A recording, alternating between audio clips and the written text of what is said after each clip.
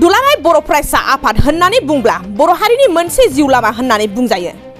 दुलाराय बर' फरायसा आफादनि गोलाव बोसोर सोमावसारनायनि थाखायनो बर' हारिया राजखान्थि बिथिं, रांखान्थि बिथिं, सोलोंथाइ बिथिं, हारिमु बिथिं बायदि बायदि बिथिंफोरखौ दुलाराय बर' फरायसा आफादनि सोमावसारनायनि गेजेरजों मोननो हादों।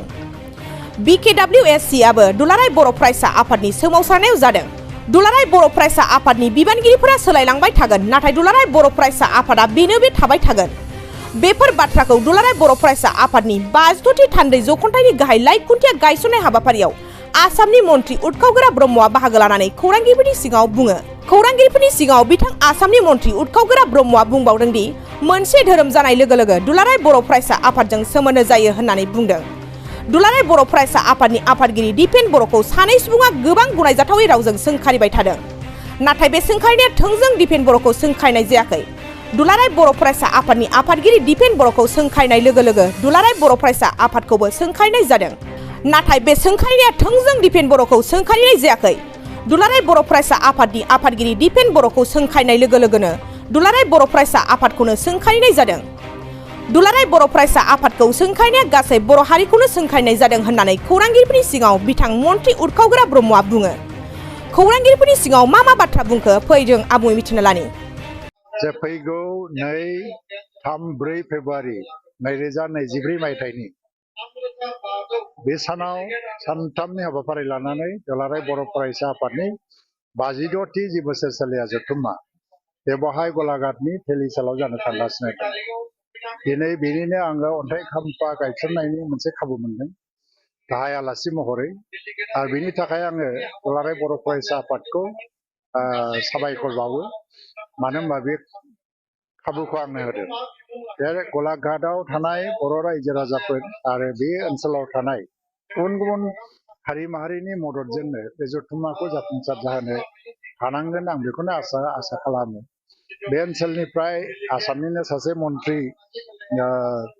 अजन्ता नेउग बायदेव बेबो दङ आरो बिस्वजित फुकन दङ। बिथांमोनजोंबो आं रायलायदों। मृणाल शइकिया बिथांमोनखौबो बुंगोन जे जथुम्माखौ जाफुंसार खालामनायाव जाहाथे बिथांमोना मदद होयो। दा दुलाराय बर' फरायसा होनबा मोनसे जोंनि बर' माहारिनि मोनसे जिउ लामा बायदि होनजायो, लाइफ लाइन। खारन जेसेबां माने सोमावसारनाय जालांबाय दुलाराय बर' फरायसा आफादनि दैदेननायावनो बयनिख्रुइबो लावसिन सोमावसारनाय जालांदों होननानै बुंजायो।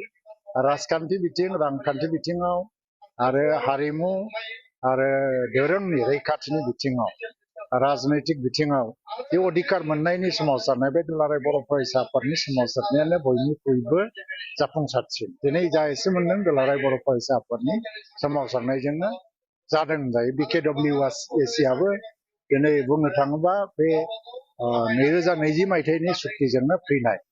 दा बे हिसाबै जों साफ्रोमबो बर' फिसाफोरा गोसो गोरबोनिफ्राय एबसुखौ मोजां मोनो आरो जोनोम जानाय लोगो लोगो सासे सासे बर' फिसाफ्रा एबसुजों सोमोन्दो जायो होननानै आङो सानो। माने बेखौ अनसायनांगौ।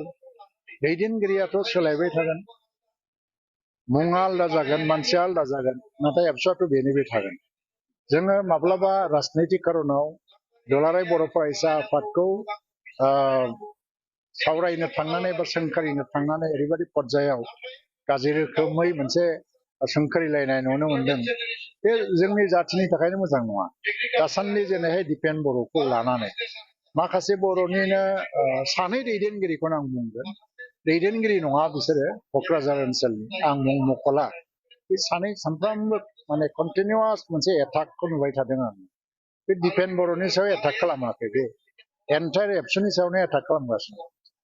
खारन जेब्लासिम सासे मानसिया मोनसे आफादनि संबिधानिक पजिसनाव थायो, बियो सासे बेक्ति जानानै थाया। बे जि मावो आफादनि थांखिजों मावो, आफादा जेखौ मोजां नुदों बेखौनो मावो।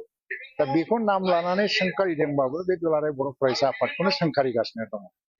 आरो बेबायदि डिग्रियाव जिबायदि राव बाहायलायनानै सोंखारिलायनाय जादों, बेखौ गोदो एबसुजों आरो PTCजों जेला दिफारेन्स फैलायलायदोंमोन, जे माने PTCनि दैदेनगिरि बै समनि समर ब्रह्म चरन नार्जारिमोन, समर ब्रह्म चौधुरिमोन, जेरै एबसुनि नेताफोरखौ सिखाव दाखात गुन्दा लुच्चा बेबायदि होननानै रायोमोन आरो समाजाव बिसोरखौ सेस खालामनायनि मोनसे धमकि होयो दा बे एखे लेंगुवेजखौनो दिनै नुनो मोनदों आं माने बेबायदि पर्यायसिम थांफिनदों जों मोनसे सिभिलाइज बर' जाथिया आरो एबसुनि जारिमिनजों बै सानै मानसियाबो जडित दङ बै समाव एबसुखौ रायनाय समाव बिसोरबो रागा जोंदों आरो मुर्ति सावहोदोंमोन बिसोरो जाय एबसुखौ रायदों नाथाय दिनैनि दिनाव सासे एबसुनि आफादगिरिखौ सोंखारिनायनि आगोल बेखौ मानो साननो हादिया जे दुलाराय बर' फरायसा आफादखौनो सोंखारिनाय जागासिनो आङो बेखायनो दुलाराय बर' फरायसा आफादनि साफ्रोमबो मावथिफोरखौ बेबायदि थासारियाव गोख्रोङैनो गसंनो खावलायगोन आरो गोसो बायनोबो नाङा गिनोबो नाङा सासे सानै मानसिनि अनगायै दुलाराय बर' हारिया गोसो गोरबो सिंनिफ्राय सोरबा राजनैतिक अपोजिसनाव दंब्लाबो गोसो गोरबो सिंनिफ्राय खिन्थु दुलाराय बर' फरायसा आफादजोंनो दं जियानो जा दिनैनि बे हाबाफारियाव दुलाराय बर' फरायसा आफादनि बै जानो गोनां जथुम्मा बेखौ जाफुंसार जाथों होननानै आङो मिजिंथियो आरो जाफुंसारगोनबो आरो फैगौ समाव आरो आं फैबावगोन बेखौनो खोथा होनानै दिनै आंनि बुंनांगौआ बेनो क'क्राझार सहरनि साखाथि थिथागुरियाव थानाय मानास पाब्लिक स्कुला 2024-25 सोलोंथाइ बोसोरनि गोदान मुं थिसननाया सोलिगासिनो थिथागुरियाव थानाय इंराजि बिजोंनि मानास पाब्लिक स्कुलाव दासान्दि नार्सारिनिफ्राय 8 थाखोसिम गोदानै मुं थिसननाया सोलिगासिनो बे फरायसालियाव गुन गोनां सोलोंथाइ होनायजों लोगोसे फरायसाफोरनि थाखाय दं मोजां खाबुफोर थाखो फोरोंथायनि अनगायैबो yoga classes basic computer education English speaking skill maths and science projecting highly experience faculty आरो स्मार्ट क्लासेसनि खाबुफोर दं